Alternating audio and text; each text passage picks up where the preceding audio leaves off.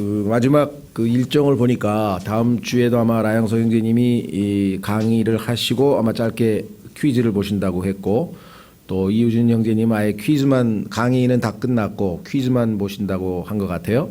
그래서 상황을 봐서 저희가 다음 시간에 정상적으로 저는 수업을 하지만 조금 더 보충해서, 예를 들면은 퀴즈만 끝나면 시간이 좀 여유가 있지 않겠습니까?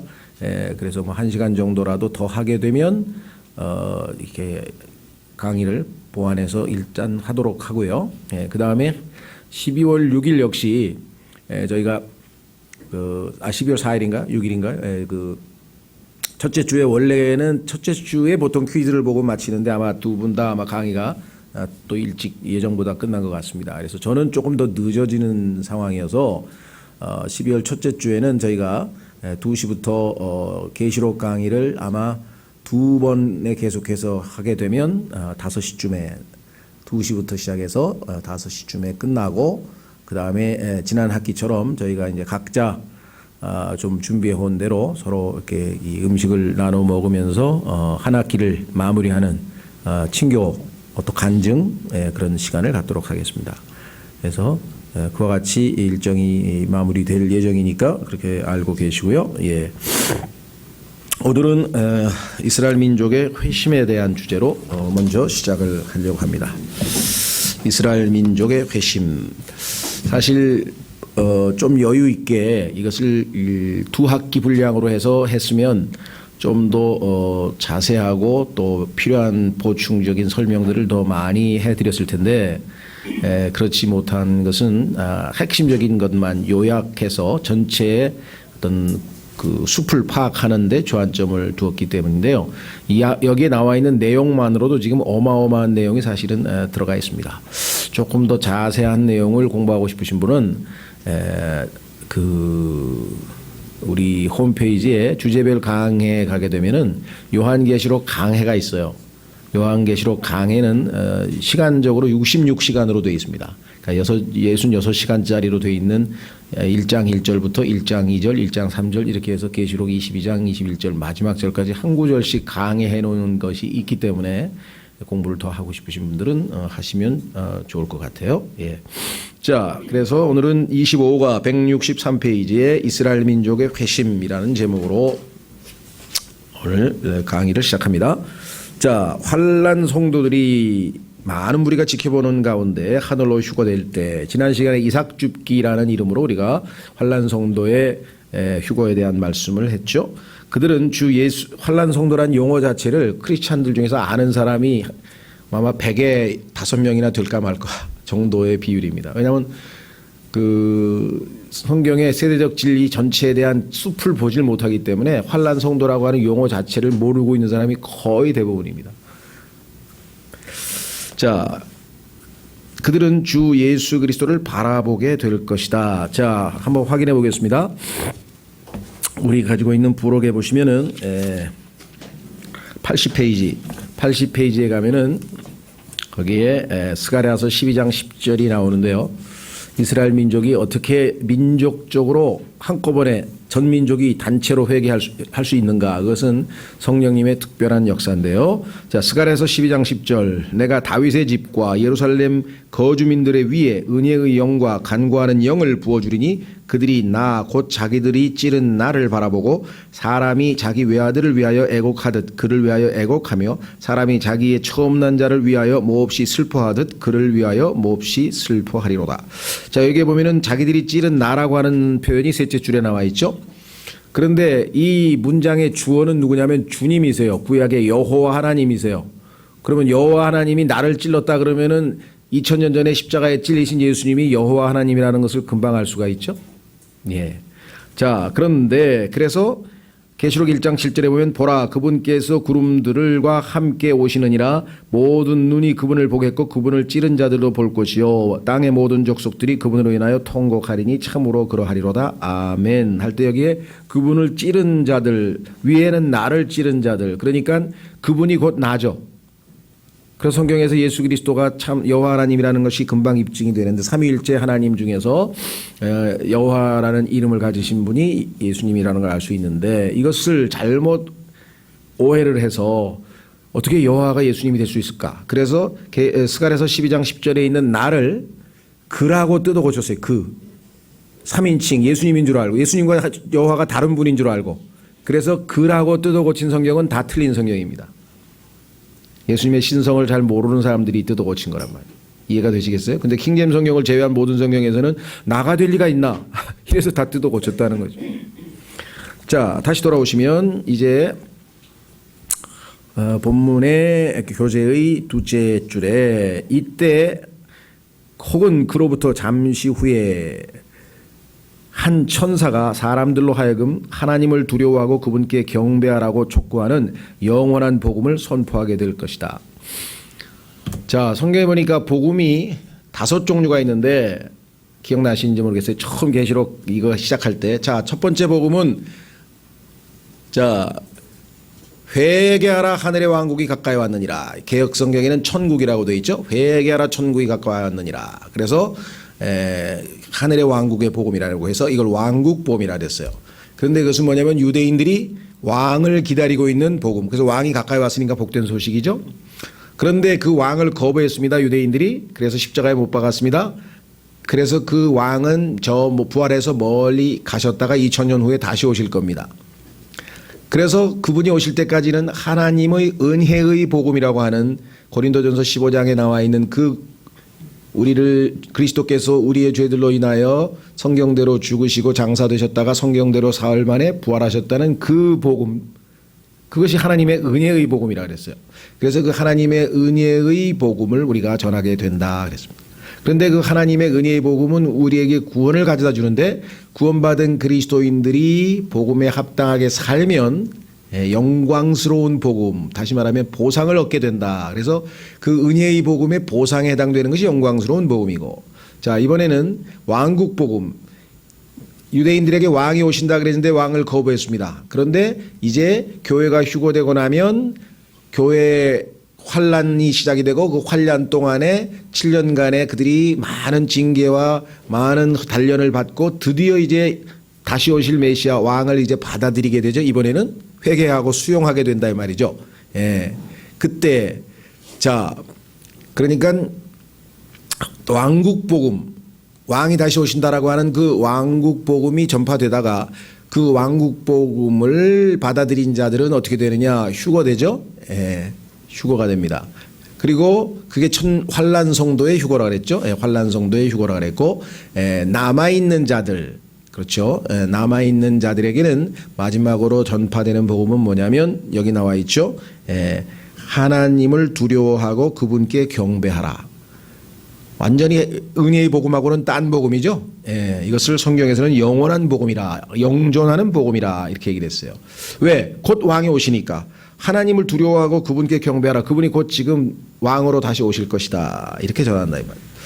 자, 그래서 그런데 이 복음은 주 예수 그리스도를 믿으라. 그리하면 내가 구원을 받을 것이다. 라는 메시지. 이걸 하나님의 은혜의 복음이라고 한다고 사도행전 20장에서 말했죠. 다르다 이거죠. 지금 이 환란 때 전하는, 마지막 때 전하는 복음은, 그런데도 불구하고 지금 신도림역이나 영등포역이나 가면은요, 대방역이나 가면은 CD나 카세트 나눠줍니다. 지금은 영원한 복음을 믿어야 되는 시대입니다.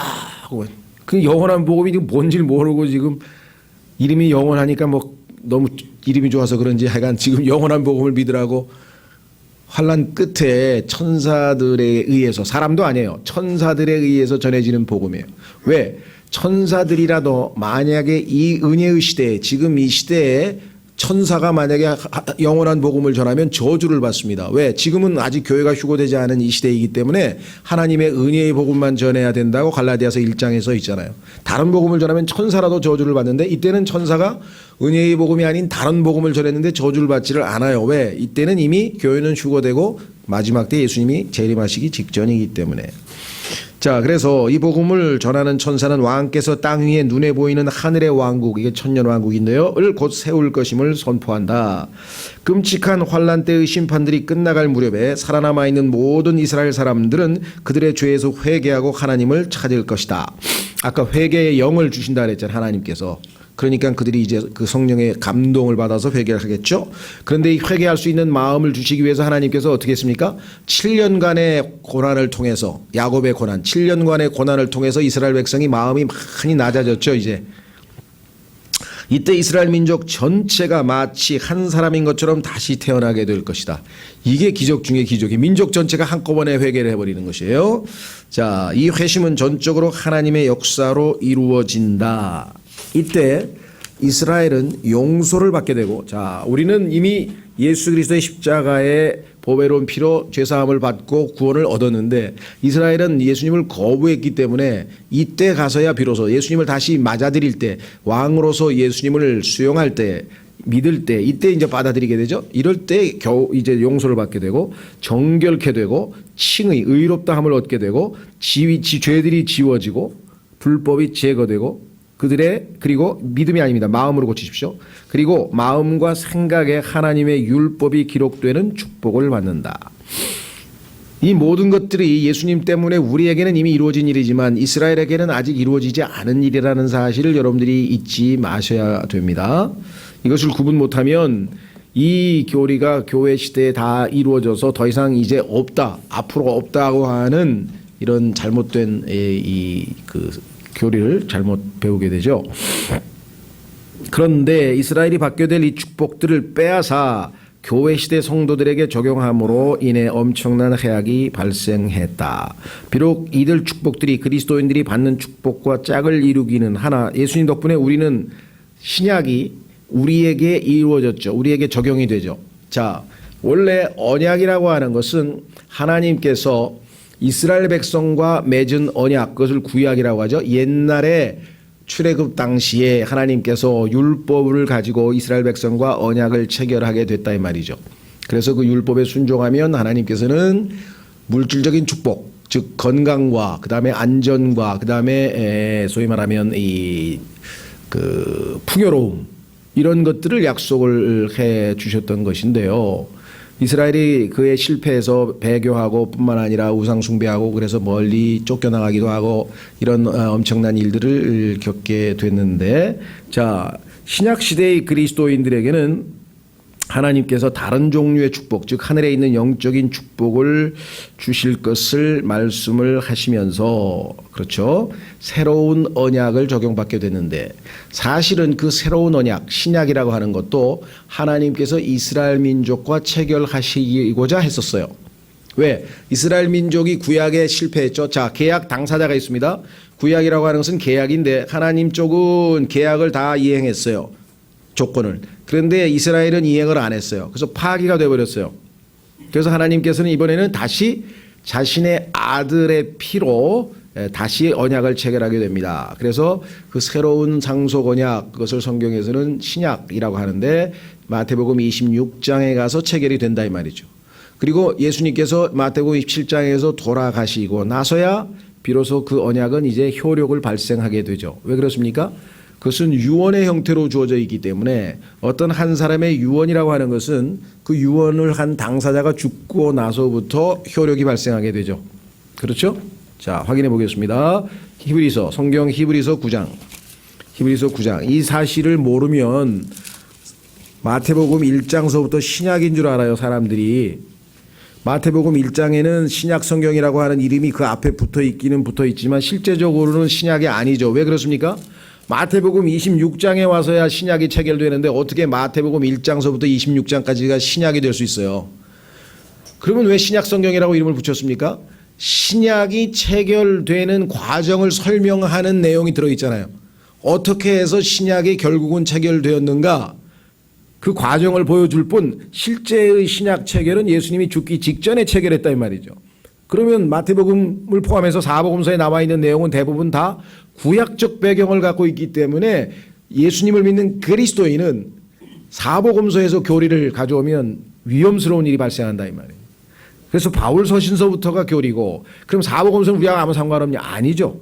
당연히 우리에게 교훈적인 것들을 많이 알 수 있고 예수님이 어떠한 분이신가를 많이 알 수 있고 그러나 그것이 나에게 직접적으로 교리적으로 적용되는 것은 아니라는 것이죠. 그래서 산상 설교라든가 이런 것을 일반 교회에서 설교를 많이 하는데 그 설교할 때 이것은 우리에게 영적인 교훈입니다. 이렇게 하면 좋은데 그거 안 지키면 지옥 갑니다.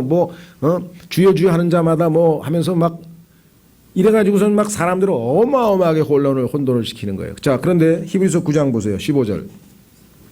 히브리서 9장 15절.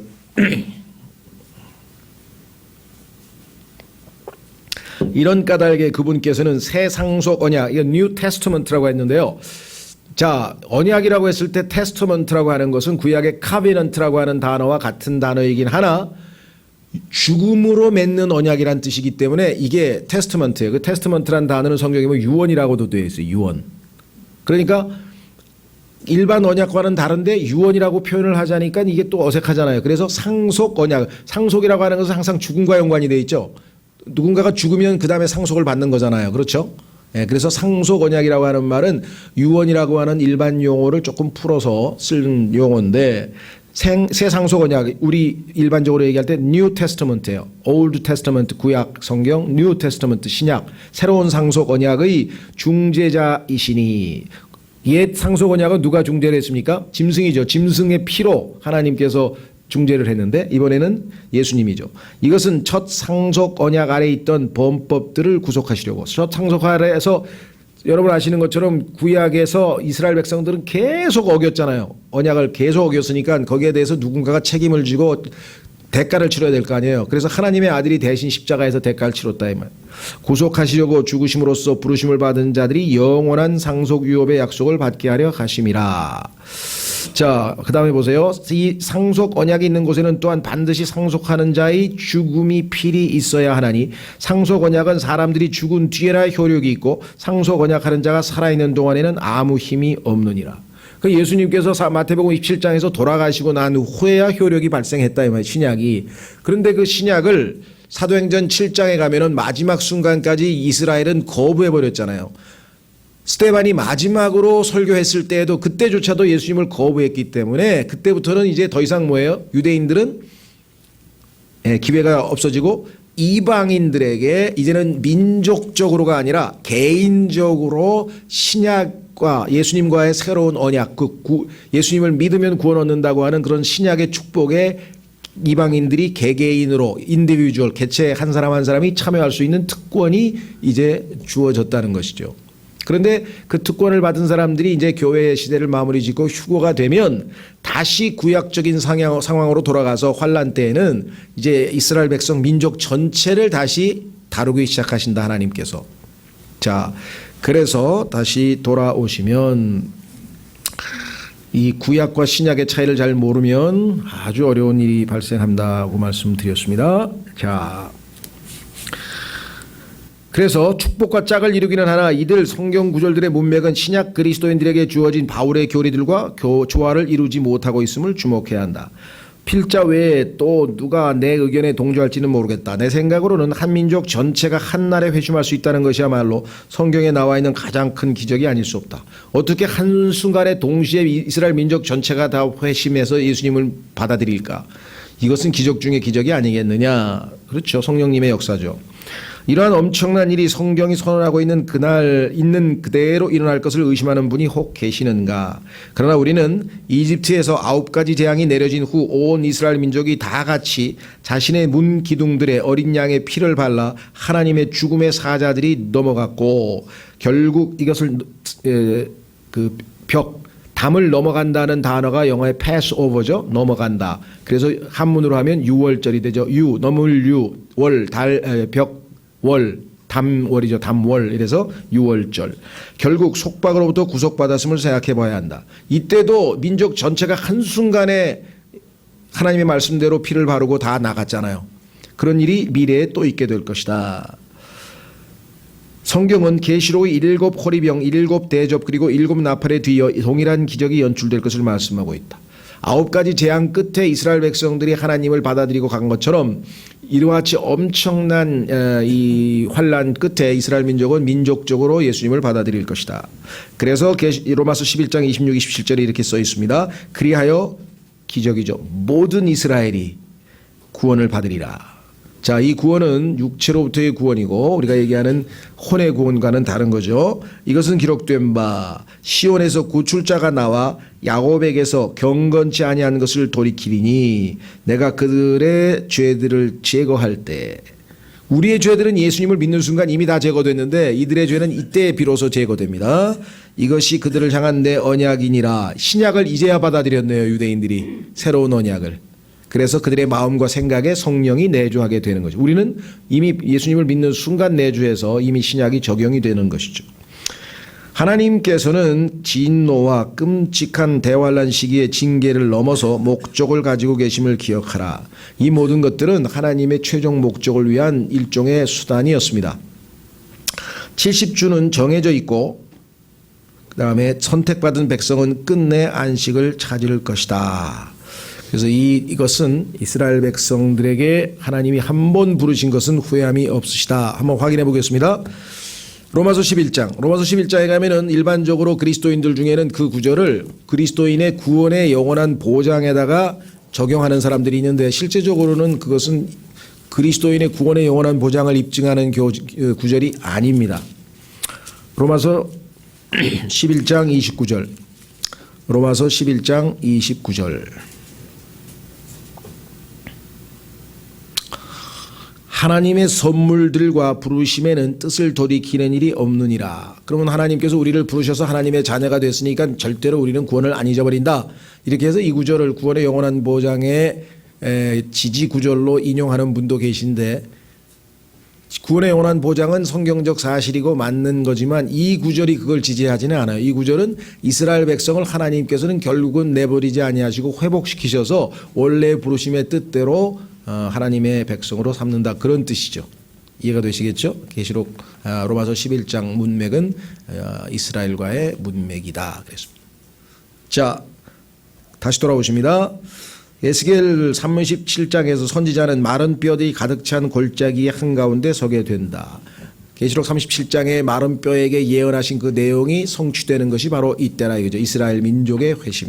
자, 계시록 37장 4절서부터 14절까지 성경을 잘 주의해서 같이 쭉 읽어보겠습니다. 잘 따라가십시오. 그분께서 다시 내게 이르시되 이 뼈들 위에 대언하고 그것들에게 이르기를 오 너희 마른 뼈들아 주의 말씀을 들어라. 주 하나님이 이 뼈들에게 이같이 말하노라.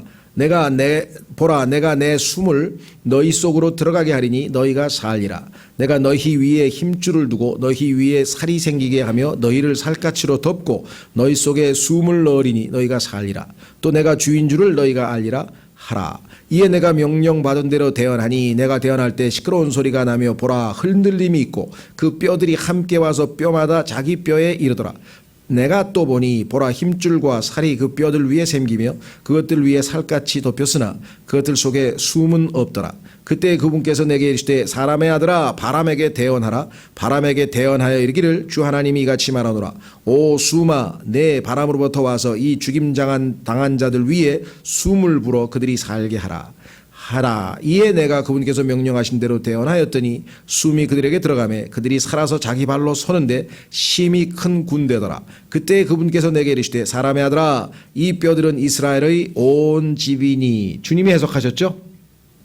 성경이 성경을 해석합니다. 보라 그들이 이르기를 우리의 뼈들은 말랐고 우리의 소망은 없어졌으며 우리로 말하건대 우리 몸의 부분들은 끊어졌다 하느니라. 그러므로 그들에게 대언하여 이르기를 주 하나님이 이같이 말하노라. 보라 오 내 백성아 내가 너희 무덤들을 열고 너희로 하여금 너희 무덤들에서 나오게 하며 너희를 이스라엘 땅으로 데려가리라. 오 내 백성아 내가 너희 무덤들을 열고 너희를 너희 무덤들에서 데리고 올라올 때에 내가 주인 줄을 너희가 알리라. 또 내가 내 영을 너희 속에 두고 너희가 살게 하고 너희를 너희 땅에 두리니 나 주가 그것을 말하고 그것을 이행한 줄을 그때에 너희가 알리라. 주가 말하노라 하라. 그래서 이스라엘 민족의 회심에 대해서 성경은 하나님이 7년간의 단련 끝에 결국은 이들을 완전히 자신의 백성으로 맞아들이게 되는 것이죠. 오늘날 이와 같이 이스라엘 백성들이 다시 회개하고 구원받을 것을 믿지 않는 사람들이 있는데 이것은 언약 신약을 믿는 장로교회 모든 또 침례교회의 상당수 지금 그리스도인이라고 하는 사람들 중에서는 이 무천년주의자들, 다시 말하면 주로 장로교와 침례교 일부에서는 이것들을 믿지를 않습니다. 이스라엘은 끝났다. 그래서 이스라엘에게 하나님이 하신 모든 약속은 영적인 이스라엘인 그리스도인들에게 다 해당된다. 이렇게 갖다 붙입니다. 그런데 그렇게 하면 교만한 것이고 그것은 아주 잘못된 것이라고 성경에서 경고하고 있어요. 하나님께서는 이스라엘을 결코 버리신 적이 없습니다. 그래서 창세기 12장 3절에서 아브라함에게 복을 준 자를, 축복한 자를 복 준다고 하는 말씀이 여전히 유효한 사실을 우리가 놓쳐서는 안 되죠. 인류 역사의 마지막이 이스라엘, 즉 예수님의 육체적인 친족인 이스라엘을 어떻게 대하느냐에 따라서 민족들의 운명이 결판이 날 것을 성경에서 말씀하고 있죠. 자, 로마서 11장으로 가보시면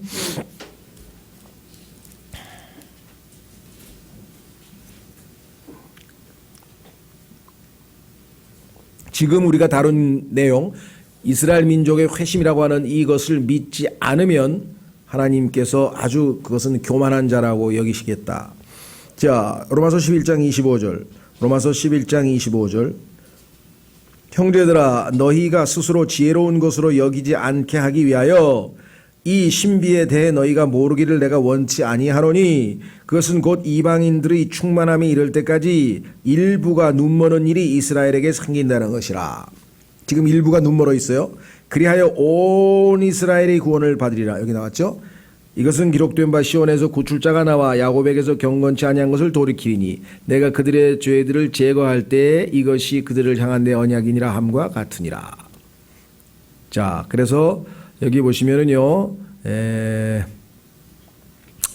뭐라고 얘기했는가 하니, 죄송합니다. 어디 있냐면은요,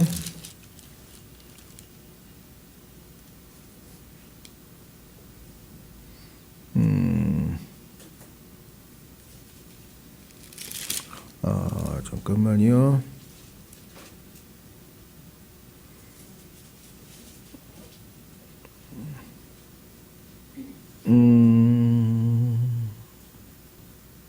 교만치, 가만있어 보자.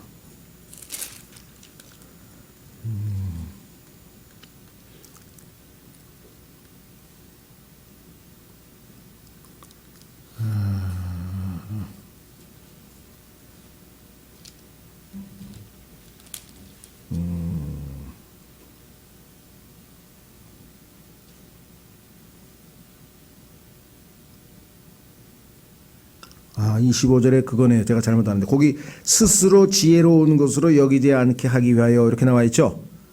예, 스스로 지혜로운 자로, 즉 자기가 지혜롭다고 스스로 여기는 교만한 자로 하나님께서 너희를 간주하시지 않으려면 이스라엘 민족의 회심을 받아들여야지, 이스라엘에게 해당되는 모든 약속을 교회 시대의 성도들에게 다 가져다가 자기들에게 적용하는 그런 짓을 해서는 안 된다는 얘기죠. 예, 그 26절에 스스로 지혜로운 것으로 여기지 않게 하기 위하여, 스스로 지혜로운 짓, 그게 바로 이스라엘을 무시하는 짓이다. 이렇게 성경에 나와 있죠. 자, 다시 돌아옵니다. 166페이지. 두 번째 주제는 아마겟돈과 재림을 위한 준비. 이제 모든 게 끝나고 드디어 이제 예수님이 재림을 하시게 되는데요.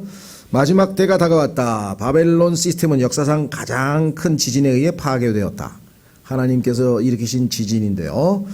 학개서 2장 6절에 7절에 보시면 만군의 주가 이같이 말하노라. 조금 있으면 내가 아직 한 번 더 하늘들과 땅과 바다와 육지를 흔들리라. 또 내가 모든 민족들을 흔들 터인즉 모든 민족들의 바라는 바가 이르리니 내가 이 집을 영광으로 채우리라. 만군의 주가 말하노라. 이 엄청난 지진이 일어날 때 이 땅의 우상 숭배자들은 동굴과 지하 대피 시설 그리고 지하 피난처로 달려가 이 재앙으로부터 벗어나 보려고 할 것이다.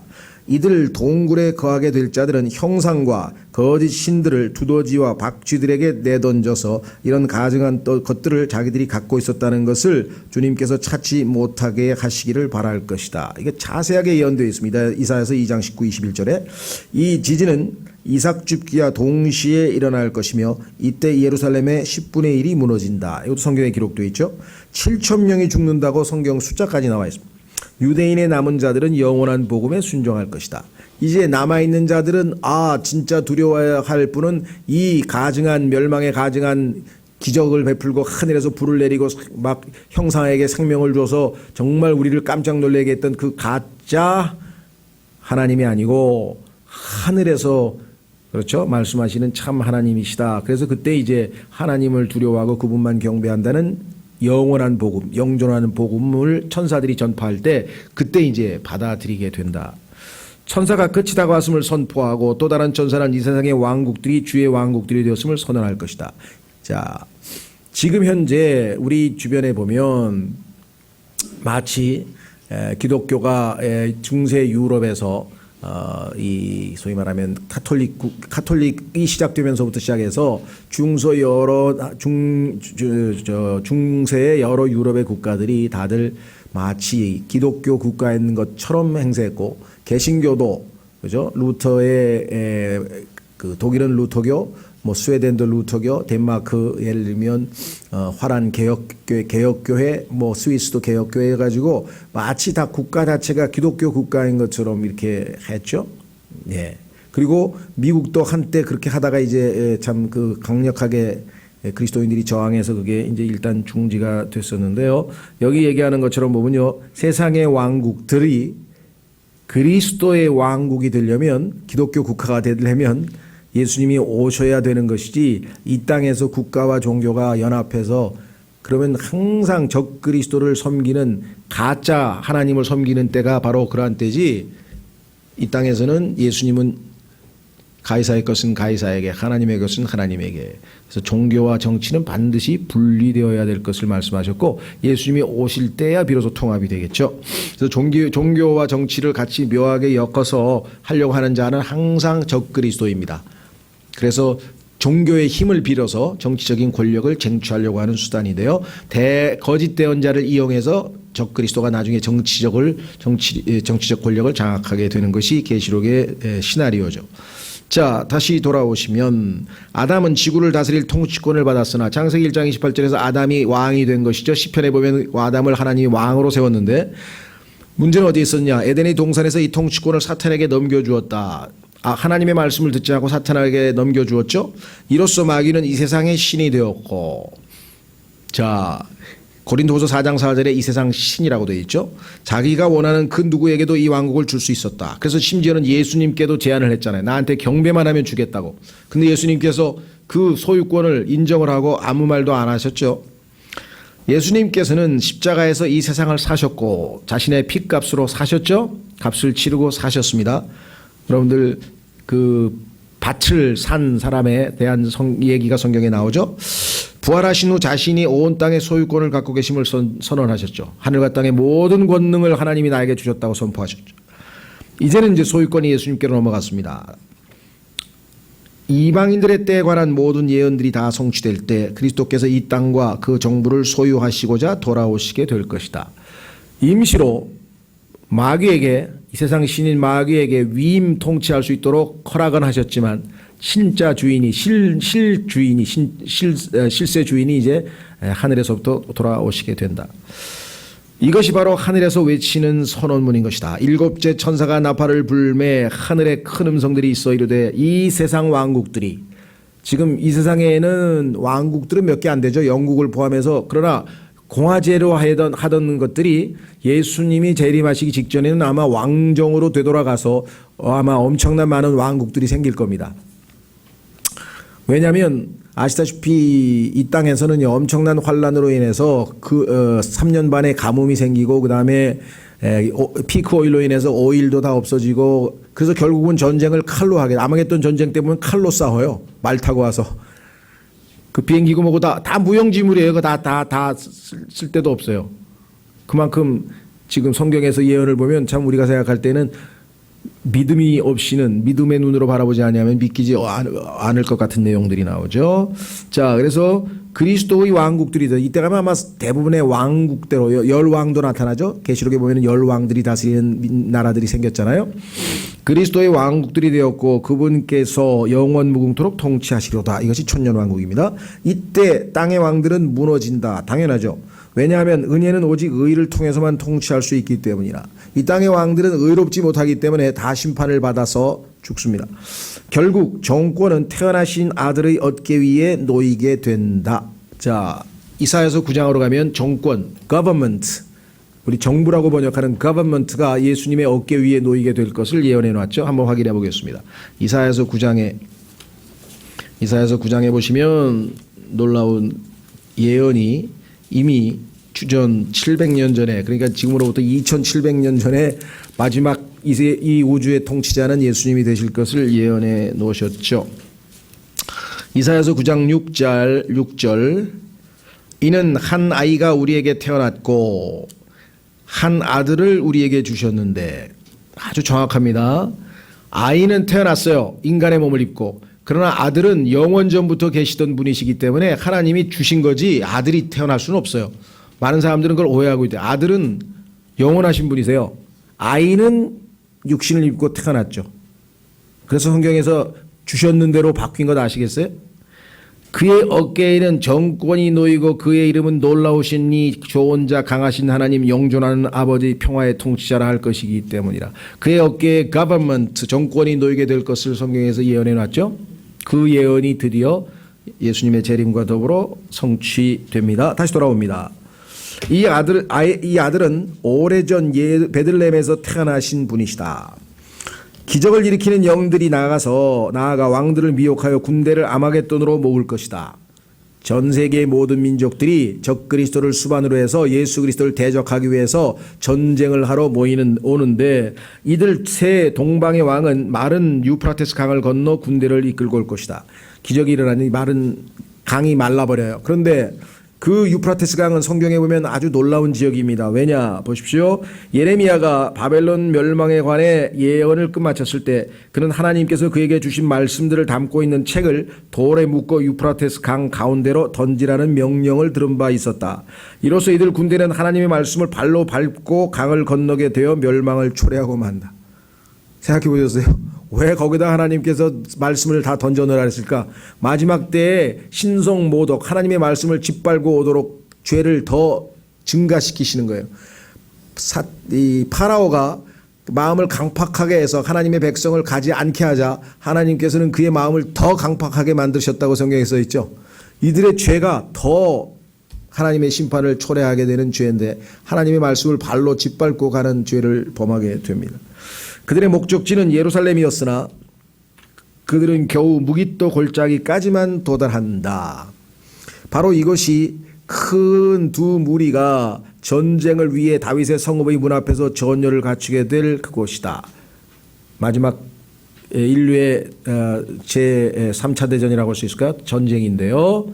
물론 마지막 전쟁은 이제 천년왕국이 끝날 때 하늘에서 순간적으로 이제 마지막 반역에 대해서 불이 내려와서 살라버리는 것이겠지만, 그래서 새하늘과 새 땅이 생기겠지만, 어떤 면에서 볼 때는 전쟁다운 전쟁은 이제 막 군대가 동원되는 전쟁은 여기죠.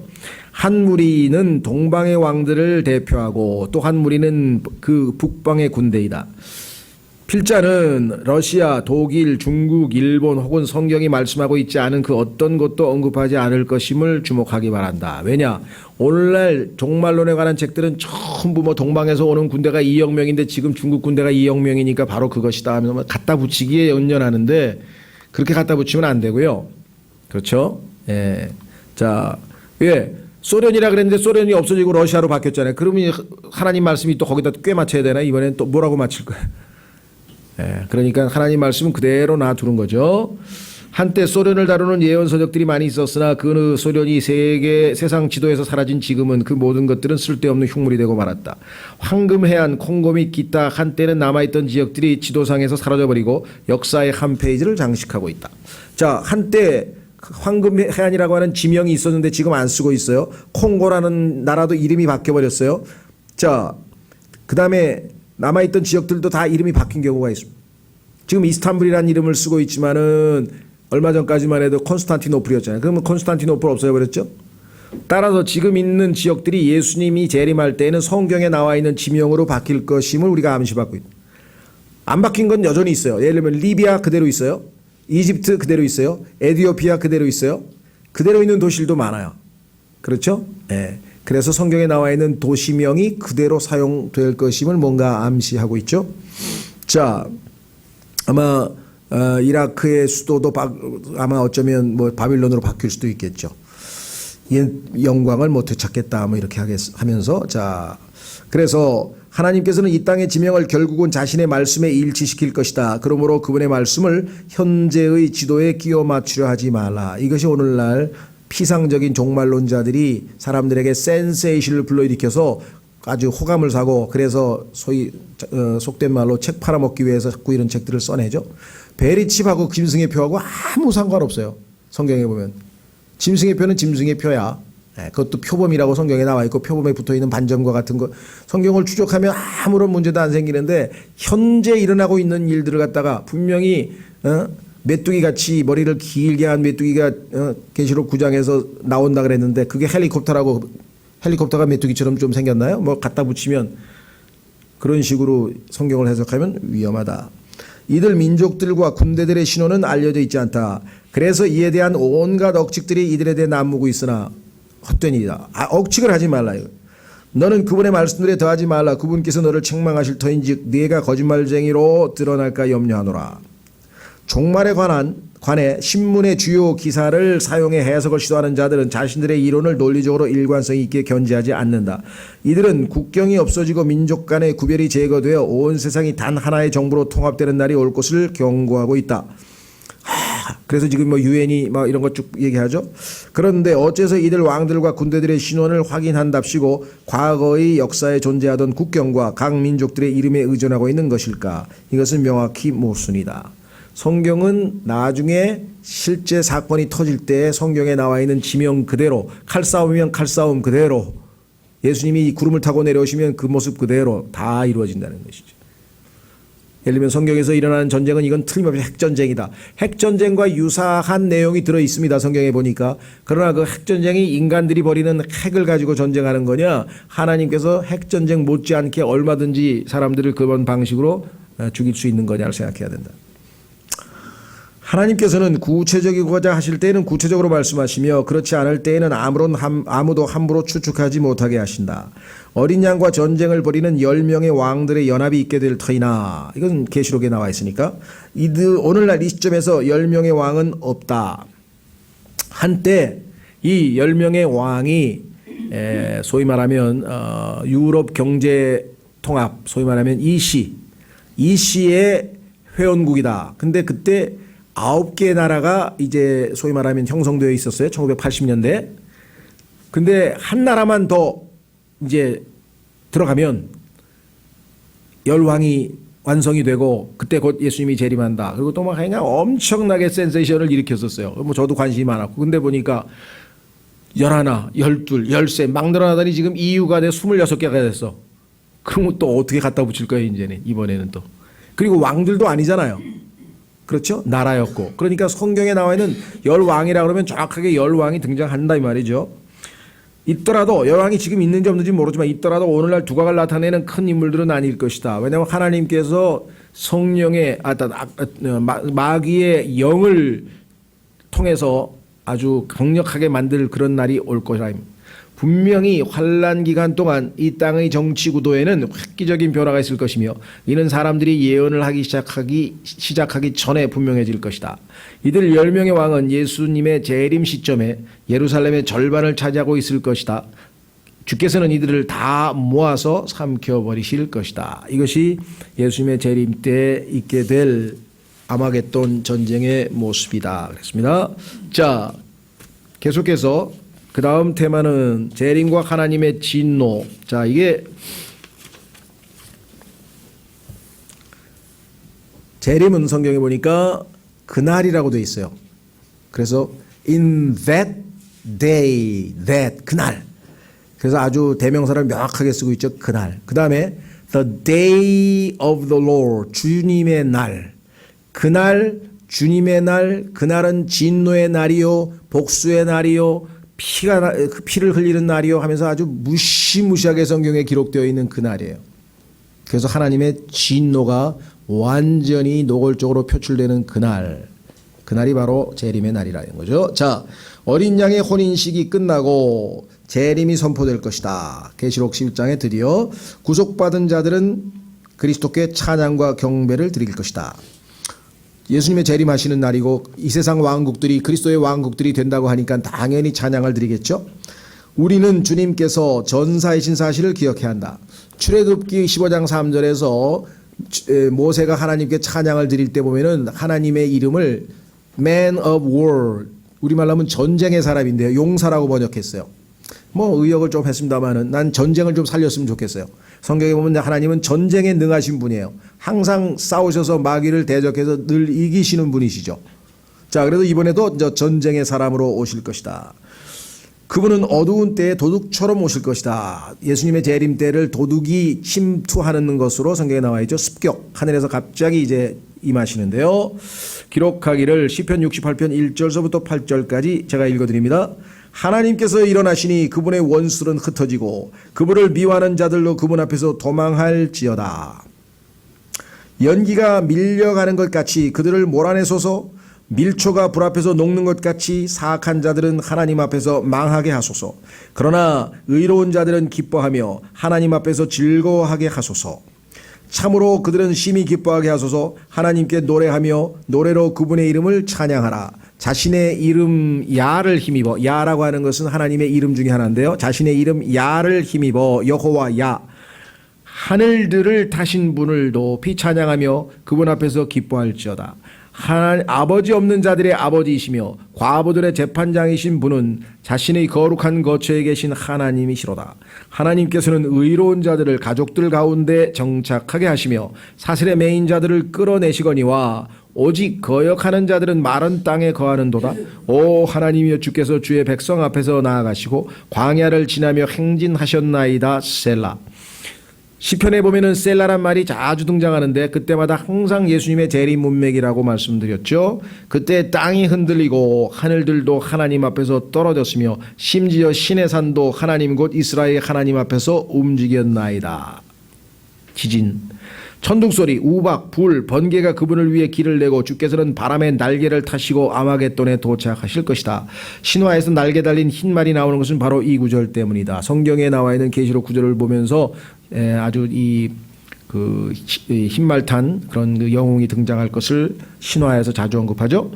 주께서 재림하시는 것은 심판을 집행하기 위함이다. 이 심판은 의로우신 심판이라고 되어 있습니다. 한번 확인해 보겠습니다. 요한계시록 19장으로 가보겠습니다. 계시록 19장. 이 땅의 모든 억울한 일은 예수님이 오시면 다 자동으로 해결됩니다. 의로운 심판이 이루어지기 때문에 이 땅에서 불의하거나 억울한 일을 당하신 분들은 이제 그때를 기다리셔야 되겠죠. 자, 찾으셨습니까? 예. 계시록 19장 1절. 이 일들 뒤에 내가 들으니 하늘에 많은 사람들의 큰 음성이 있어 할렐루야, 구원과 영광과 존귀와 권능이 주 우리 하나님께 있도다. 그분의 심판들은 참되고 의로우니 그분께서 음행으로 땅을 부패시킨 그 큰 음녀를 심판하시고 또 자신의 종들의 피의 원수를 그녀의 손에 갚으셨도다 하더라. 의로운 심판이시라 그랬어요. 예, 다시 돌아옵니다. 171페이지 셋째 패러그래프에 주께서 재림하시는 것은 심판을 집행하기 위함이다. 천사가 땅에 포도를 수확하고 그 열매를 포도즙 틀에 던져 넣을 것이다. 계시록 14장에 나와 있죠. 주께서 이 틀을 밟으실 때 피가 튈 것이며 심지어는 말고삐까지 튈 것이고 이로써 그들의 겉옷이 피로 물들 것이다. 그래서 예수님의 재림할 때 보면은 그분의 옷에 피로 물든 것에 대해서 여러 번 언급을 하고 있습니다. 아마겟돈은 무기또 골짜기를 의미한다. 이 명칭에 대해서도 좀 잘 기억해 주십시오. 두 가지가 같은 건데요. 하나는 헬라어고 하나는 히브리어죠. 히브리어인데 어원이 어떻게 다른가 보십시오. 이 지역은 이스라엘 골짜기인데 이 골짜기는 어디냐? 지중해로부터 요단강에 이르기까지 팔레스타인을 가로지르고 있어.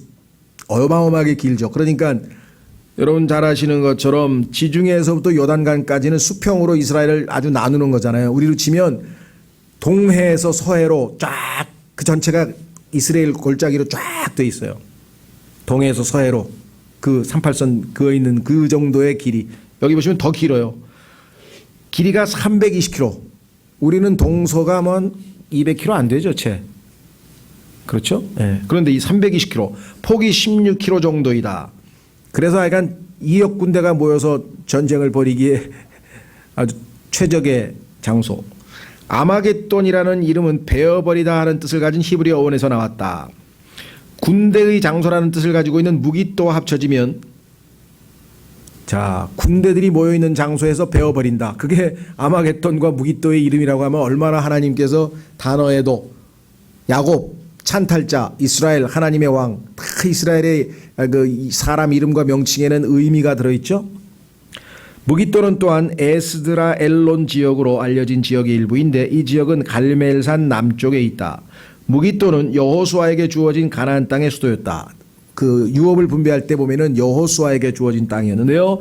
무깃도는 갈멜 산지를 지나 아시리아와 아프리카에 있는 대로로 들어가는 입구이며 유프라테스와 나일강 사이에서 가장 핵심적인 군사 요충지이다. 그리스도께서 원수들의 머리 정수리를 내리치시면 성도들의 발이 그들의 피로 물들게 된다. 그 누가 이 엄청난 살상과 사륙을 이해할 수 있겠는가? 그러나 우리는 이 하나님의 말씀을 믿지 못할 아무런 이유도 갖고 있지 않다. 거듭나지 못한 자들은 성도들과 대언자들의 피를 쏟았고 이에 하나님께서는 그들도 피를 마시도록 하겠다고 약속하셨다. 성도들과 대언자들의 피는 바벨론이라고 하는 음녀에 의해서 자행됐는데 아시다시피 창세기 11장에서 바벨론이라는 제국이 생기고 종교가 생겼는데 그때부터 참 하나님을 거부하게 만드는 온갖 모든 종류의 종교들이 권력과 짝을 이루어서 수없이 많은 참다운 하나님의 성도들을 죽여왔다는 것은 인류 역사가 증명하는 거다 이 말이죠. 우리 시대에도 일제시대 때 얼마나 많은 사람들이 순교했는가를 생각해 보시면 이해가 되시겠죠. 그들은 칼로 살았으므로 하나님께서도 그들을 칼로 죽게 하시겠다고 약속하셨다.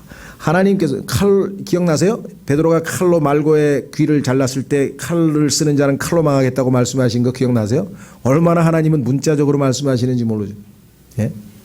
여러분들 베드로에게 70번씩 70번씩 용서해 주라. 490번. 실제로 하나님이 이스라엘 백성을 490년을 용서하셨다는 거예요. 이스라엘 백성이 하나님께 왕을 달라고 했습니다. 왜? 하나님이 보이지 않기 때문에 다른 나라하고 전쟁을 할 때 보면 다른 나라는 왕이 맨 앞에 탁 말을 타고 나와서 진두지휘를 하는데 이스라엘은 왕이 없으니까 불안해. 보이지 않는 하나님을 믿을 수가 없다. 그래서 우리도 다른 민족과 같이 왕을 달라.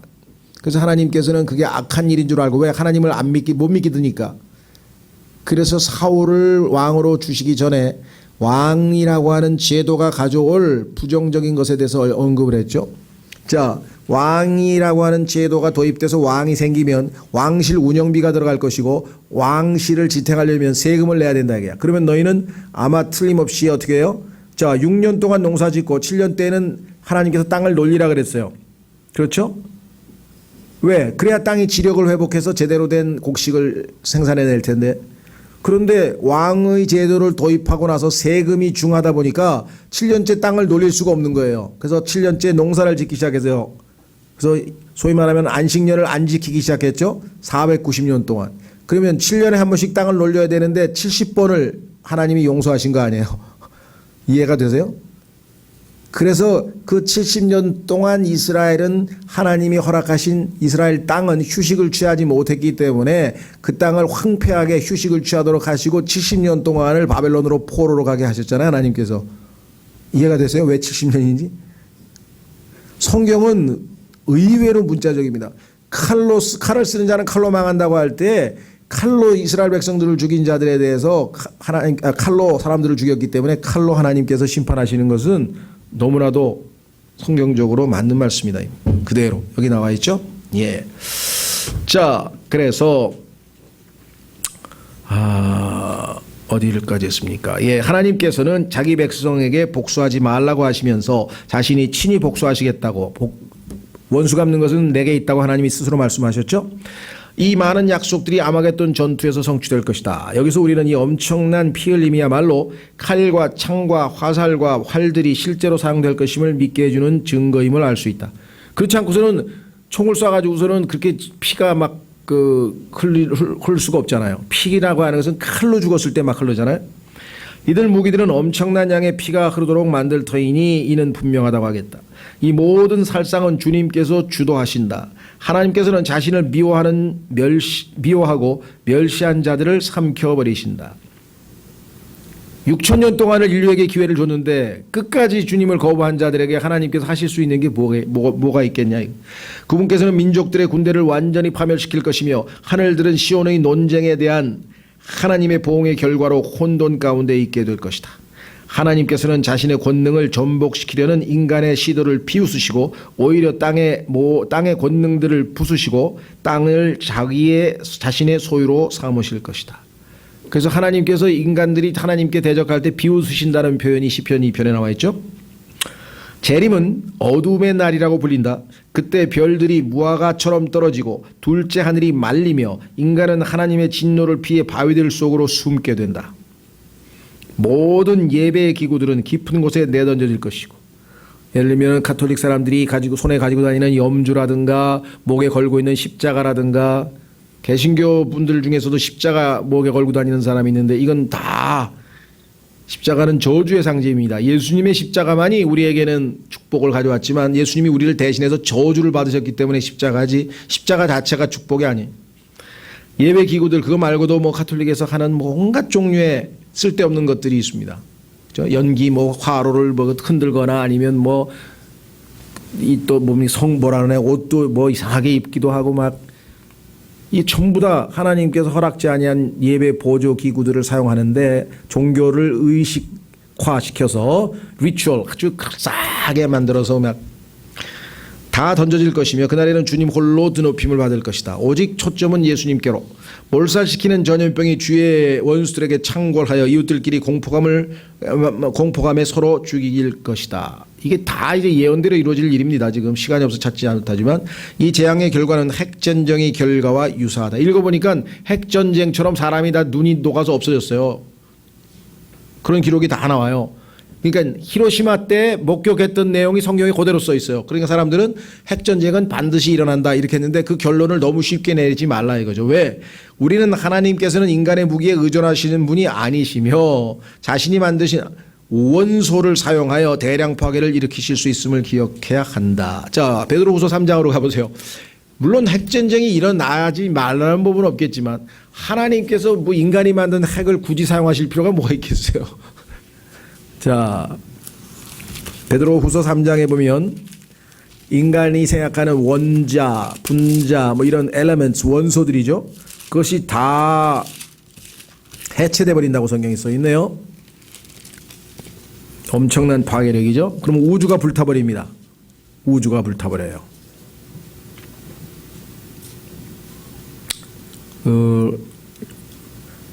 2차 세계대전 때 히틀러가 마지막에 이제 패망이 다가오자 마지막으로 발악하기 위해서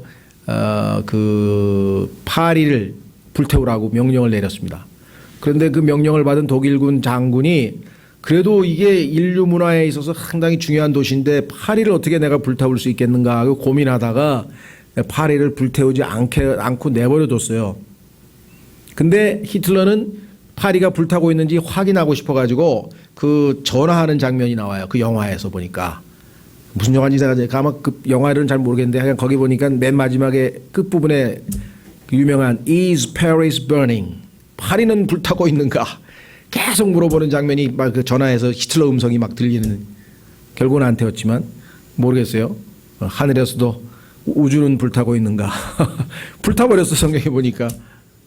베드로후서 3장. 다행히 새하늘과 새 땅을 만드셨으니까 여러분과 제가 의가 거하는 거짓이 아니라 참, 의로움이, 불의가 아니라 의가 거하는 새하늘과 새 땅에 머물게 될 것이죠. 자, 베드로후서 3장 10절. 그러나 주의 날이 밤에 도둑같이 오리니 아까 써 있었죠. 그날에는 하늘들이 큰 소리와 함께 사라지고 원소들이, 여기 나와 있는 elements, 모든 자연의 원소들이 elements죠.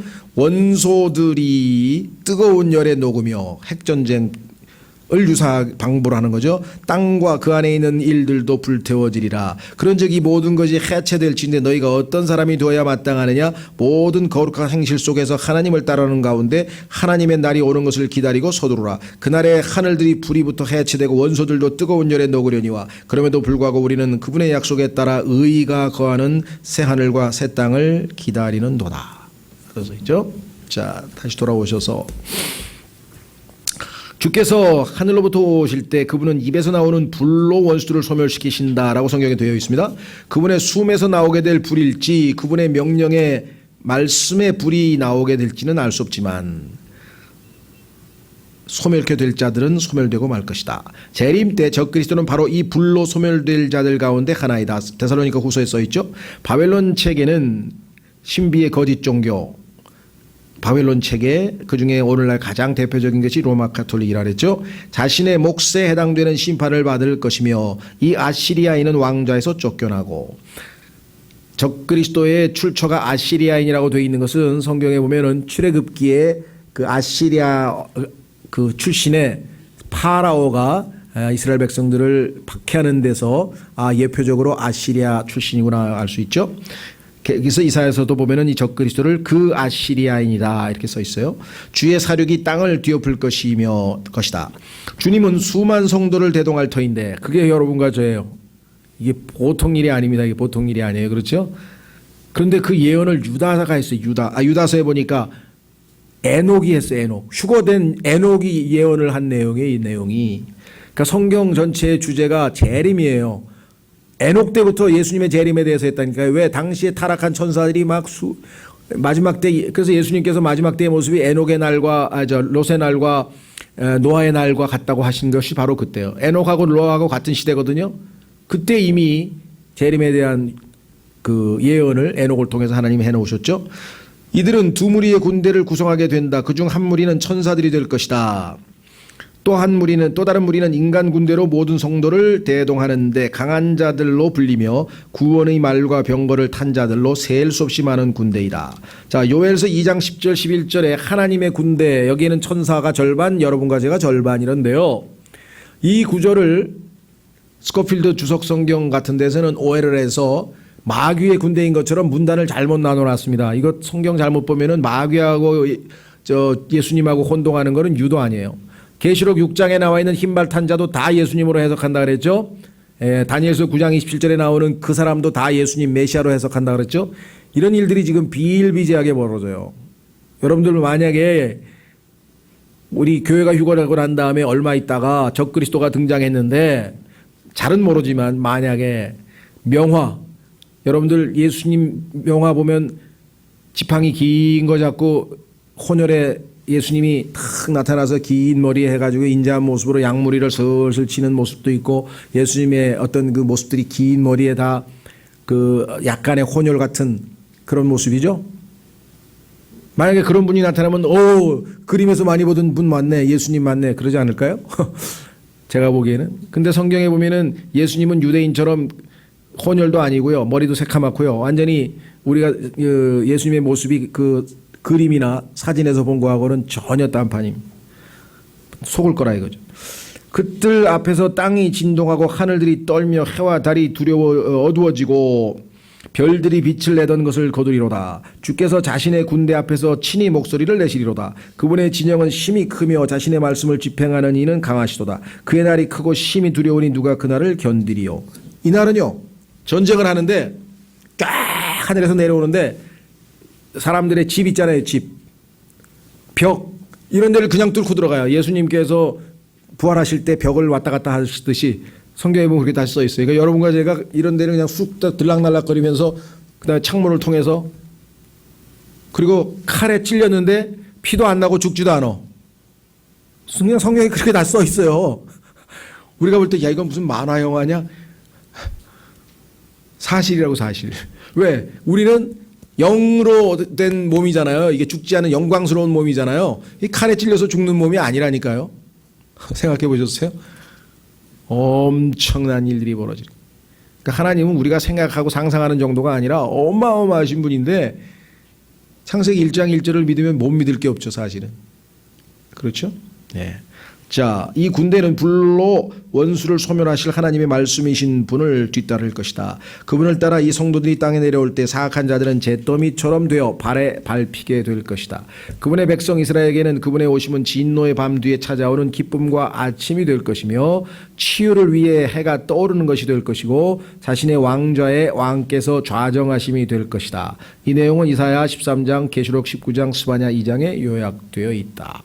드디어 이제 지상에 예수님이 재림하셨네요.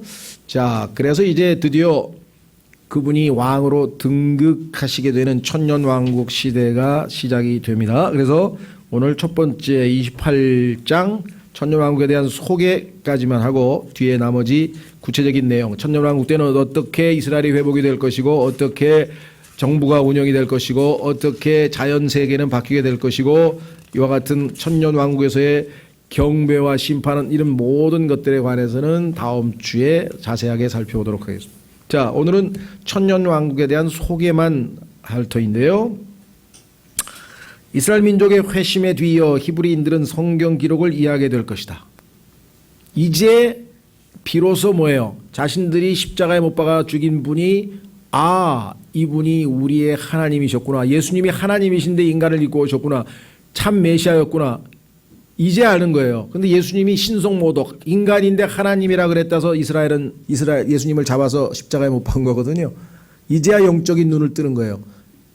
앞에서 우리는 뭐라고 읽었습니까? 그들이 blind, 영적인 소경이 됐다 그랬잖아요. 그런데 이제야 영적으로 눈을 뜨고 예수님이 누구이신지를 알아보게 됐죠. 그들은 그동안은 메시아를 거부한 것으로 인해 성경 이해에 관한한 소경이었다. 그래서 알아보질 못해. 천년왕국 시대에는 영광스러운 일출과 더불어 시작된다. 여러분들 그 사울이었던 자가 바울이 나중에 됐는데 그 바울이 구원받으면서 첫 번째 한 게 뭐였습니까? 눈이 멀었죠. 그때 그 눈에 덮인 비늘을 아나니아를 시켜가지고 보내서 눈을 뜨게 만드는 거죠. 그 사울이 바로 이 이스라엘 백성을 예표하고 있는 거예요. 구원받은 이스라엘 백성. 예? 그래서 사울이 눈 비늘을 벗고 드디어 영안을 뜨듯이 이들도 그렇게 될 것이겠죠. 천년왕국 시대에는 그 양희은의 아침 이슬이 꼭 천년왕국하고 비슷하더라고. 앞부분이 긴밤 지새우고 뭐 이렇게 쭉. 그래서 김민기라는 사람이 크리스찬인가 난 잘 모르지만 자, 하여간 뭐 그건 우스갯소리고요.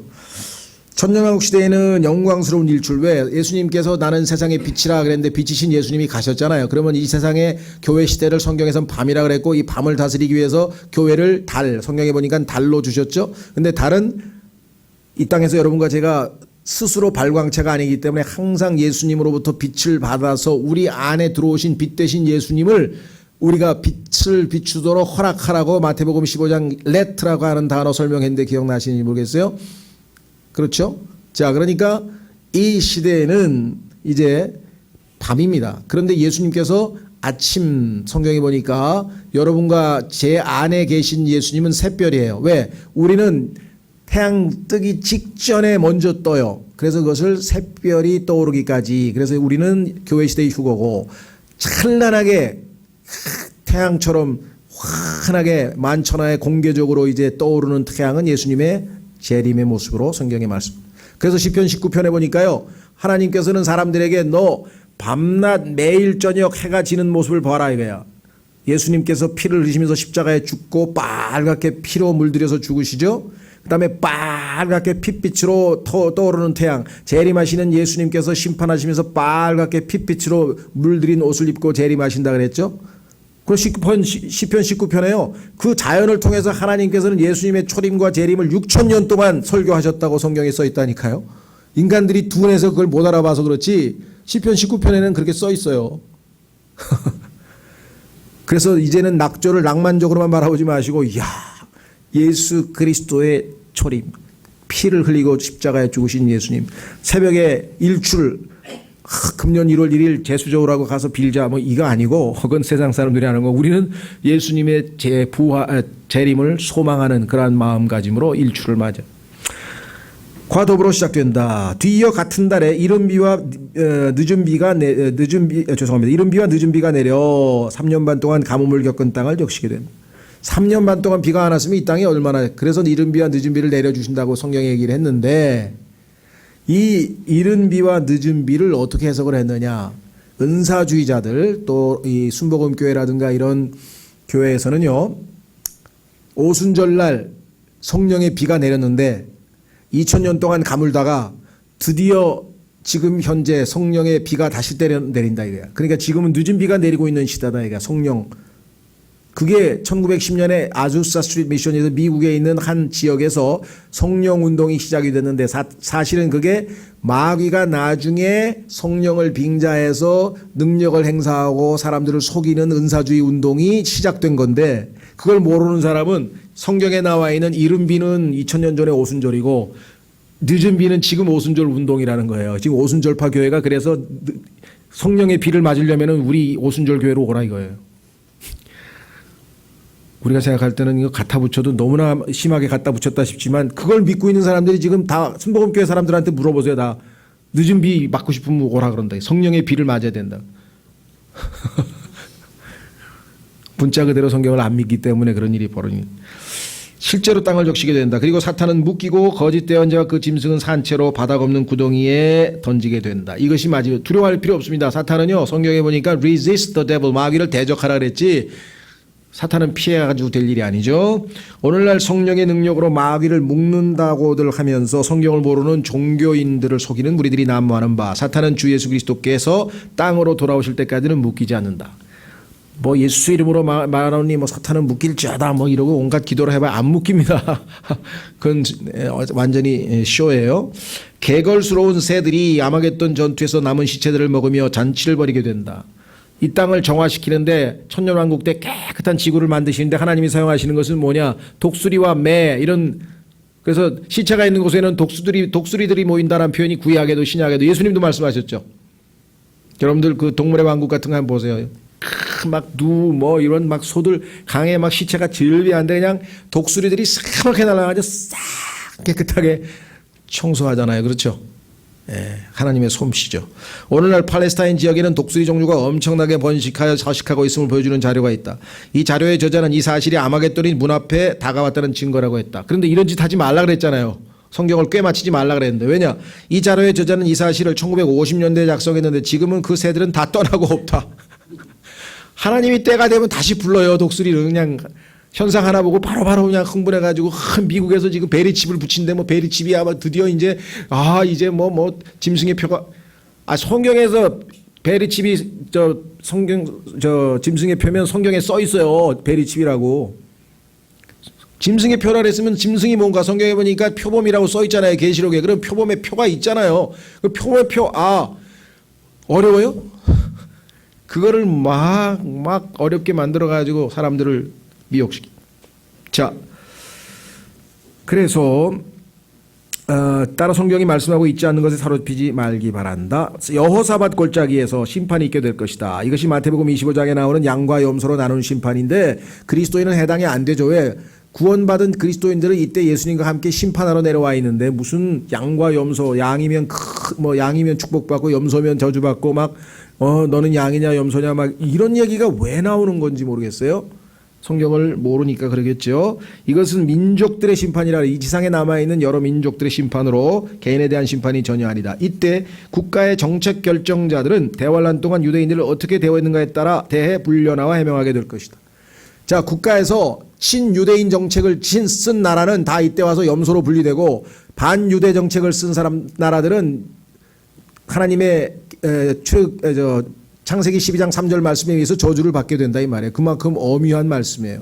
자, 여러분들 카타리나 뉴올리안스에 들어왔던 그게 그 태풍이 카타리나가 그랬죠? 카트리나.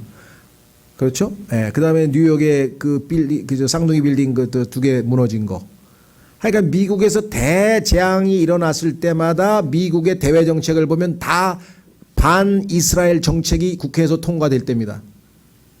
정확하게 자료가 1000페이지가 넘는 책이 있다니까. 하나님께서는 그만큼 정확하신 분이에요. 미국은 이스라엘을 보호할 목적으로 세워진 나라다. 그것이 그리스도인 중에 최고로 성경을 많이 아는 한 사람이 미국 역사를 분석해서 쓴 책이에요. 하나님께서 미국을 통해서 무슨 일을 하셨고 무슨 일을 하려 하시는가. 미국이라고 하는 나라를 세우신 목적은 뭐냐? 이스라엘을 보호하시기 위한 것이다. 실제적으로 보면 미국이 부흥한 것, 이스라엘 도와줘서 그렇게 된 것, 미국의 지금 경제를 일으킨 사람, 미국의 과학을 발전시킨 사람 다 유대인입니다. 미국을 발견한 콜럼버스서부터 시작해 다 유대인이에요. 자, 그래서 여기 보시면 우리나라도 모르겠어요. 대한민국에 있는 정책 결정자들이 제가 한때 기도했던 것은 뭐냐면 우리가 오일 쇼크가 나와가지고요. 오일 쇼크가 났을 때 우리나라에 있던 그 사람들이 아랍 사람들에게 좀 뭐랄까 잘 보이게 하기 위해서 이스라엘에 대해서 반 이스라엘 정책을 폈었어요. 우리나라의 정부에서. 근데 그것에 대해서 이스라엘이 문제를 삼아서 우리나라에 있는 이스라엘 대사를 소환해 버렸어요. 그래서 일본 대사가 겸임을 하고 아예 대사관을 폐쇄시켜 버렸대요. 그만큼 반발을 했거든요. 그때 제가 구원받은 지 얼마 안 됐을 때 전부 다도 영적으로 눈이 띄인 사람들은 다 이스라엘 위해서 기도했어요. 그때. 왜? 여기 우리나라의 국가정책 위정자들이 이스라엘을 박대하면 물론 교회 시대의 성도들은 휴거되겠지만 나중에 이때 뭐예요? 우리나라가 그래도 적어도 양으로 분류돼 가지고 좀 만나야 될 거 아니에요? 그때 살아있는 사람 좀 만나야 되는데 염소로 분류돼 가지고 이스라엘을 저주하면 어떻게 되냐. 큰일이죠. 그래서 그때 기도했던 생각이. 자, 이 마태복음 25장 9절들은 병든 자들을 문안하고 가난한 자들을 먹여야 하늘나라에 갈 수 있다고 사람들을 가르칠 때 심각하게 남용되고 있으면 주제. 이거를 행위구원으로 몰고 가거나 사회복음으로 몰고 가면 안 돼. 이것은 전적으로 이스라엘 민족을 어떻게 대해줬느냐. 예수님의 형제에 대한 얘기를 하는 거예요.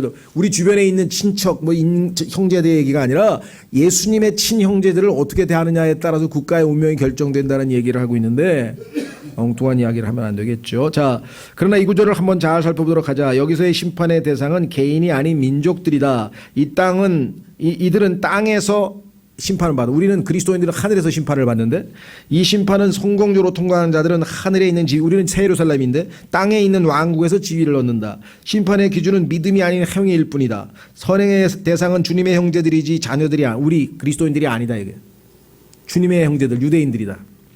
비록 이 구절이 자유주의자들에 의해 사회복음을 전파하는 데 즐겨 사용되고 있으나 하나님의 말씀은 합당한 문맥에서 해석되어야 된다. 그래가지고 막 먹을 거 없는 사람, 힘든 사람들 도와줘야 된다. 맞습니다. 여기 나와 있는 것처럼 물론 믿는 자들이 병든 자를 문안하고 가난한 자들을 입히고 먹이는 것은 훌륭한 일이다.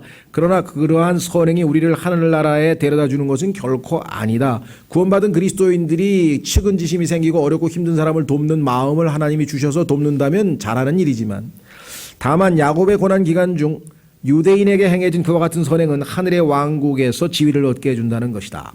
여러분들은 이 심판이 국가 지도자들에게 행동에 근거한다는 것에 당혹감을 느낄지 모르겠다. 아니 국가 정책에서 왜 그 민족이 다 염소로 분리돼서 싹 다 죽으면 어떻게 하냐. 많은 국가 지도자들이 일단 권력을 얻고 나면 국민을 대변하지 않기는 하나 대체로 그들이 통치하는 국민의 대표자인 것만은 분명하다. 물론 다 국민의 뜻을 반영하지 않아도 국가도 일단 왕이 저지른 일에 대해서 다 그렇죠. 왕이 일본이 침략할 것에 대해서 대비해서 임진왜란을 미리 예방했다. 그러면 훌륭하지만 왕이 판단을 미스해가지고선 임진왜란이 터졌다. 그럼 국민이 다 당하지 어떡하겠냐 이거죠. 1950년대의 미국인들의 느긋하고 안락한 태도는 아이젠하워 대통령에 의해서 반영되고 있다. 1960년대의 도덕적 타락, 자기의에 가득 찬 반항은 케네디, 존슨 그리고 닉슨 같은 부도덕한 대통령들로부터 엿볼 수 있다. 이들 세 사람은 당대의 미국 국민들처럼 양심이라고는 없는 자들이었다. 1960년대가 끝나자 미국은 그 다음에는 무엇을 해야 할지를 모르는 것 같았다. 그 모습이 포워드와 카터 대통령에 투영되어 있다. 1980년대 돈을 사랑함과 광적으로 부를 추구하는 모습, 이것을 이제 신자유주의라고 하는데요. 신자유주의가 흥행하게 되자 레이건과 부시의 모습과 잘 어울리고 있다. TV, 록 음악에 찌든 채 하나님도 기도도 없는 공립학교와 더불어 자라난 첫째 세대가 어른이 되자 386쯤 되는가 보죠. 광적인 쾌락주의자 클린턴 같은 사람을 용납하는 미국 국민들 상상이나 하겠습니까? 얼마 전까지만 해도 그렇게 기독교에 건전한 나라라고 했던 나라가 경제가 부흥했으니까 뭐 르윈스키 그 정도 스캔들은 뭐 상관없다. 그 대통령에서 안 쫓아냈어요. 대통령 끝까지 해먹었어요. 이 스토리는 주께서 오시기까지 계속 이어질 것이다. 큰일 났습니다 이제. 동성애를 찬성하는 박원순이가 대통령 후보로 지금 곧 나온다고 지금 우리나라도 지금 뭐 거의 뭐 지금 뭐 상황이 그렇게 녹록치가 않아요. 그래서 지금 뭐 다 깨어 기도하자고 지금 교회들마다 지금 우리도 뭐 정말 개개인이 이와 같은 문제에 대해서 하나님께 우리도 기도해야 되고 좀 밖에다 제가 지금 그 공일보에 어떤 분이 써놓은 걸 봤는데요. 그렇다고 해서 우리가 무슨 동성애 반대 피켓을 들고 어디로 나가서 하자는 건 아닙니다만은 그러나 우리가 깨어 기도해야 되는 것은 분명한 사실이죠. 그렇죠? 이거는 정말 이 방향이 어떻게든 속도라도 늦춰야지 우리가. 그래서 구원받는 사람에게 좀 더 기회가 갈 수 있는 기회가 와야 되겠는데요. 물론 하나님께서는 이와 같은 아주 뭐랄까요, 막 엄청난 일이 물밀듯이 막 일어나면 사람들이 마음이 불안해지고 그래서 복음을 받아들일 수 있는 어떤 그 영적인 분위기가 좀 되어질 수는 있을 겁니다. 북한의 침략 등등해서. 자, 유대인들을 돕는 문제가 어떻게 한 국가의 운명을 바꿔놓는지를 예를 들어 설명해 보도록 하겠다. 2차 대전 때 실제 있었던 일입니다. 카톨릭입니다. 카톨릭 프랑스, 카톨릭 벨기에, 카톨릭 헝가리, 카톨릭 폴란드는 카톨릭 히틀러의 손에 박해받고 있는 유대인들을 돕기를 거절하였다. 카톨릭에서 결국 마지막 순간까지 파문당하지 않았습니다. 카톨릭은. 오늘날도 카톨릭은 그 사실을 알고 있어요. 그러면서도 뭐 인권 운운하고 참 가증스럽죠. 큰 바벨론에. 그 결과 이 국가들 모두가 전쟁 동안 약탈을 당했다. 개신교 영국과 개신교 네덜란드는 이 딜레마를 알고 있었으나 카톨릭 히물러가 사형장을 세우기 시작했을 때 히틀러의 종이죠. 유대인 돕기를 거부하였다. 전쟁 동안 이 나라들도 끔찍한 고통을 겪었다. 하나님은요 유대인을 도와주면 반드시 도와줍니다. 이건 창세기 12장 3절은요 인류 역사의 아주 기둥과 같은 구절이에요. 종교적인 미국도 카톨릭이 장악하고 있던 소비에트 사회주의 공화국으로부터 구출해달라는 유대인들의 청원에 귀를 닫았다. 소련에 살고 있던 유대인들이 미국에게 도와달라고 했을 때 안 도와줬어요. 그래서 미국 젊은이들이 유럽에 가서 엄청 죽었어요. 나중에 미국은 국가의 최고 청년들, 정말 아주 똑똑한 청년들 미국에 2차 대전에 가서 다 죽었습니다. 수십만을 잃게 된다. 남의 전쟁에 코가 꿰어 말려들고 말았다. 그러나 자그마한 왕국이던 덴마크의 왕은 유대인들을 도왔고 그 덕분에 나머지 유럽 국가들이 7년 동안이나 시체를 매당하게 된 지경에도 이 나라는 거의 손상을 입지 않았다. 하나님의 말씀은 엄위한 말씀입니다. 그래서 우리 여러분들 남아있는 분들에게 혹시 휴거되지 않으면 친이스라엘 정책에 찬성하라고 주변에 있는 친구들에게 알려줘야 돼. 우리나라가 양의 국가로 분리돼서 살아남고 천년왕국에 들어가려면 적어도 이스라엘을 돕는 정책에 찬성해야 돼요. 이것은 다가오는 환란 때 하나님께서 자신의 형제들을 돕는 민족에게 어떻게 복을 주실 것지에 대해 자그마한 이해가 될 것이다. 민족들의 심판을 통과하지 못하는 나라들은 커다란 불용광로에 던져지게 될 것이다. 이 사실은 신할 평야에서 과거에 있었던 그 일, 이 환란 때 되풀이될 것이라는 우리의 믿음을 강화해 준다. 우리는 주께서 돌아오실 때 이 용광로가 세워질 것이라는 그 어떤 정보도 성경에도 찾을 수 없으므로 환란 때 세워졌을 것이라 미리, 따라서 그것이 환란 때 이미 사용되고 있었다는 것을 추정할 수 있다. 그 용광로를 만든 자들은 그들이 심은 그대로 거두게 될, 그 용광로에 자기가 빠지게 될 것이다. 시편 50편 1절 5절에서 우리는 이 심판에 대한 또 다른 예언적 전망을 읽어볼 수 있다. 자, 이렇게 되어 있죠. 능하신 하나님 곧 주께서 말씀하시고 해 뜨는 데서부터 해지는 데까지, 그러니까 전 세계 지역을 해 뜨는 데서부터 해지는 데까지 땅을 부르셨도다. 지옥이 아니고 죽은 자들이 아님 땅을 부르셨어요. 아름다움의 완성인 시온, 따라서 지상의 시온이 아닌 천상의 시온, 우리가 있는 새 예루살렘을 얘기합니다. 으로부터 하나님이 빛을 비추셨도다. 재림 때 떠오르는 태양이죠. 예수님이 우리 하나님께서 임하시고 재림 잠잠하지 아니하시리니 그분 앞에서는 불이 삼키고, 이미 앞에서 불로 심판하신다 그랬죠. 그분 주위에는 큰 폭풍우가 있으리로다. 아마겟돈 전쟁. 그분께서 자신의 백성을 판단하시려고 심판. 위로부터 하늘들에게 외치시고 땅에게 외쳐 이르시되 나의 성도들을 이스라엘 내게로 모을지니 곧 희생물들로 나와 언약을 맺은 자들 왕과 올바른 관계에 있게 된 자들이라 하라 하시리로다. 자, 그래서요, 하나님께서는요, 이스라엘을 구약에서 뭐라 그랬습니까? 하나님의 아내라 그랬잖아요. 아내. 이스라엘 민족 전체가 구약에서 하나님 아버지의 아내예요. 우리는 예수 그리스도의 신부요 아내고요. 그런데 그 이스라엘을 우리가 소홀히 대할 수 있겠냐 이 말이죠. 아무리 이스라엘이 잘못됐다 할지라도. 자, 그래서요, 에스겔 39장의 사건들이 일어나는 때가 바로 이때이며, 그때 적 그리스도에게 속한 모든 것들은 빼앗기게 될 것이고, 팔레스타인에서는 모든 죽은 자를 매장하는 데 7개월이 걸리는 반면에, 그런데 이스라엘 국경 밖에서 살해된 자들은 매장되지 않을 것이다. 이 자세한 재림 때에 벌어질 이야기들이 천년왕국의 준비 과정에서 이제 있게 될 것입니다. 자, 그 뒤에 내용은요, 여러분들이 집에 가서 읽었으면 좋겠는데, 이것은 어떤 사람이 쓴 책을 인용한 것이에요. 인용은 이렇습니다. 맥 기퍼라는 작가가 그의 책에서, 어떤 책인지 기억할 수 없어.